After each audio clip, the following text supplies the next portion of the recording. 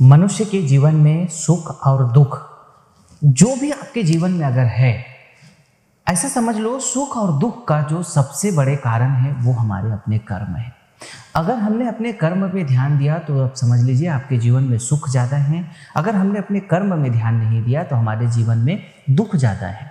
जो कुछ भी हम अपने जीवन में कर रहे होते हैं उन सब का परिणाम हमारे अपने सामने होते हैं। जितना ज़्यादा अगर आपके जीवन में तकलीफ दिखाई दे रही है तो उतना ही ज़्यादा आप ऐसा समझ के चलो कि आप अपने जीवन में कुछ न कुछ अपने कर्म में, चाहे आप शरीर स्वास्थ्य से संबंधित, देखिए क्या होता है कि अगर आप बहुत ज़्यादा अधिक खा लोगे, बहुत अधिक पेट भर भर के खा लोगे तो पेट में कई प्रकार की बीमारियां हो जाएगी, उससे बहुत प्रकार के रोग अगर आपको होंगे।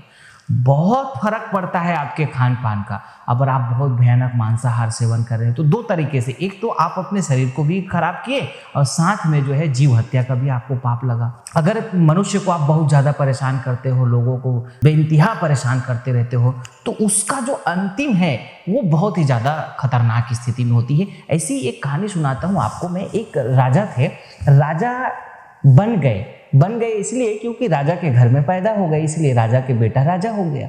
लेकिन वो बहुत दुष्ट निकला, बहुत क्रूर आदमी था, बहुत पापी इंसान था। अपनी प्रजा का बहुत ज़्यादा शोषण करते थे, उनके प्रजा से एक्स्ट्रा कमाई करते थे, एक्स्ट्रा कर लेते थे। जिनके पास ज़्यादा संपत्ति होती थी उनको छीन के ले आते थे। इस तरीके से बहुत अकूत संपत्ति धीरे धीरे इकट्ठा कर रहा था और उसका साथ देने वाला एक उसका दुष्ट मंत्री भी था साथ में। ये दोनों मिल करके जो है पूरे राज्य में सबसे ज़्यादा हड़प नीति अपना करके और सबका जो है छीन झपट करके बहुत सारा जो है स्वर्ण मुद्रा और बहुत सारा धन दौलत इकट्ठा कर लिया।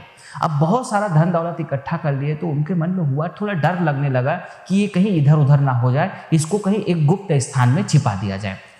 नगर के थोड़ा बाहर में जो है एक ऐसा गुप्त स्थान बनाते हैं और उस गुप्त स्थान में जा करके दोनों लोग पूरे पैसे को छिपा देते हैं, मंत्री और राजा। और दोनों लोग उसको छिपाने के बाद वहां पे लाख करके एक चाबी जो है मंत्री रख लेता है, एक चाबी राजा रख लेते हैं। अब वहां पे सारा सुरक्षित करने के बाद में एक दिन मंत्री के मन में होता है कि जो है सारा संपत्ति सुरक्षित है कि नहीं है, देख के आ जाता हूं करके। वो देख के आते हैं, जाके देखते हैं सारा सब सुरक्षित है, वापस लाख करके आ जाते हैं। एक दिन राजा के भी मन में यही होता है कि जो है चलो मैं भी देख के आता हूँ कि जो है वहाँ सब सुरक्षित है कि नहीं है, सब मेरा धन दौलत व्यवस्थित रखा है कि नहीं। राजा जाते हैं, राजा आराम से पूरा तसल्ली पूर्वक देखते रहते हैं, आराम से देखते देखते देखते इतना मगन होते रहते हैं, इतना खुश होते रहते हैं। घंटे बीत गए, फिर काफ़ी घंटे बीत गए, फिर काफ़ी घंटे बीत गए। खूब खुशियाँ मनाते रहते हैं, वहाँ के धन संपत्ति को देख करके पूरा आनंद उठाते रहते हैं। उसी बीच में जो है मंत्री जो है उसको भी याद आता है कि चलो एक बार वापस उधर चलता हूँ, कहीं सब ठीक है कि नहीं है, कुछ गड़बड़ तो नहीं है। जाके देखते हैं तो वहाँ का दरवाज़ा खुला हुआ है। दरवाज़ा खुला हुआ तो अचानक याद आता है उसको कि मैं अभी 2-3 दिन पहले गया था, कहीं मैं ही तो बंद करना भूल तो नहीं गया। ऐसे करके जा करके वापस दरवाज़ा को बंद करके आ जाते हैं। अब अंदर राजा आराम से देख रहा है सारा धन संपत्ति सबको। अब ऊपर से जो है दरवाज़ा मंत्री लाग करके चले गए। अब राजा को जो है निकलने का समय होता है कि भाई अब निकलता हूँ मैं, देख करके मगन होकर के जाके देखते हैं, कुंडी खोलते हैं तो ऊपर से लॉक। अब लॉक हो गया, अब बाहर कैसे आए। अब जो है बहुत खटखटाया, बहुत ठोका, लेकिन कोई खोलने वाला नहीं, कोई राजा की आवाज़ सुनने वाला नहीं। मंत्री जो है बंद करके बाहर जा चुका है, कोई आसपास आते ही नहीं है क्योंकि वो गुप्त स्थान था। अब जो है राजा अंदर भूख लगने लगी उसको, अंदर जो है घुटन होने लगा। अब धन संपत्ति तो सब कुछ है, जितना चोरी बेईमानी लोगों को तकलीफ दे करके सारा कुछ इकट्ठा करके रखा है, लेकिन अब वहाँ अंदर घुटन हो रहा है। अब रोने लगते हैं, उस धन के सामने रोने लगते हैं कि हे भगवान मुझे कुछ तो खाना दो, कुछ तो पानी दो। बहुत चिल्ला के रोने लगते हैं, लेकिन कुछ होने वाला नहीं है, कुछ भी कोई खोलने वाला नहीं आते हैं। धीरे धीरे अब दिन बीतने लगते हैं, दिन बीत करके रात हो गया, रात बीत करके सवेरे हो गया। अब जो है उधर समाचार मिल जाता है कि जो है राजा कहीं गायब हो गए, राजा नहीं मिल रहे हैं। मंत्री और सारे लोग सब ढूंढते रहते हैं, इधर उधर सब ढूंढते रहते हैं, लेकिन किसी को कोई पता चलता ही नहीं है। राजा भी जो है धीरे धीरे करके उनकी भी ऐसी अब अवस्था आ गई कि अब जो है अंतिम अवस्था आ गई।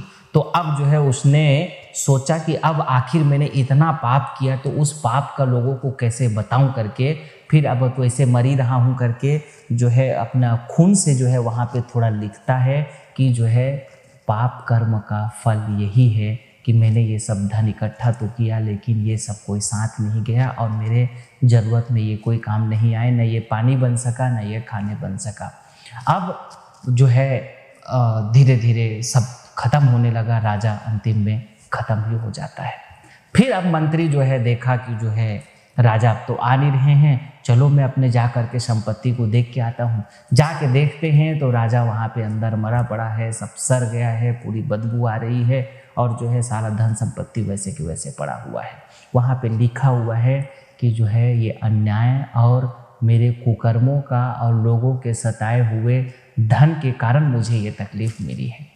तो इस बात से, इस कहानी से आपको भी शिक्षा लेनी चाहिए कि आप अपने जीवन में कभी कोई इस तरीके से कर्म मत करो कि लोगों की हाय लगे, लोगों की बद्दुआं लगे। आप अपने जीवन में हमेशा कर्म इस तरीके से करते रहो कि सबको सुकून मिलते रहे, सबको चैन मिलते रहे। इसी तरीके से आज बहुत सारी विदेशी कंपनियां करती है। हमारे भारत देश में सैकड़ों लोग, करोड़ों लोग गरीबी और दुख और दर्द से तड़प करके परेशान होते रहते हैं और ये लोग जो है अपनी अच्छी रणनीति के कारण से पैसा बना करके आज बड़ी मात्रा में ले जा रहे हैं। तो मैं आप सबसे यही कहूँगा कि आप लोग कोशिश करके अपने जीवन में किसी भी प्रकार से आपके द्वारा गलत कर्म ना हो, इस सावधानी को आप रखते हुए अपने जीवन को सुखी बनाएं, प्रसन्न बनाएं। इन्हीं शुभकामनाओं के साथ आप सबको बहुत बहुत धन्यवाद। जहां चाह है वही राह है। अब एक नई बिजनेस की शुरुआत कर सकते हैं श्री च्यवन स्वदेशी केंद्र के साथ। भारत देश में वर्तमान का ऐसा पहला बिजनेस मॉडल जिसमें FMCG product, Ayurvedic product, daily needs products के साथ जीवन जरूरत की 200 से ज्यादा उत्पादों के साथ आप अपने ग्राम पे, अपने तहसील पे, अपने जिला में एक नई फ्रेंचाइजी की शुरुआत कर सकते हैं। मोनोपोली के साथ एक बेहतरीन बिजनेस की शुरुआत करने के लिए आज ही संपर्क करें 9516263333, 9516264444 या 9516265555 पर। श्री च्यवन स्वदेशी केंद्र।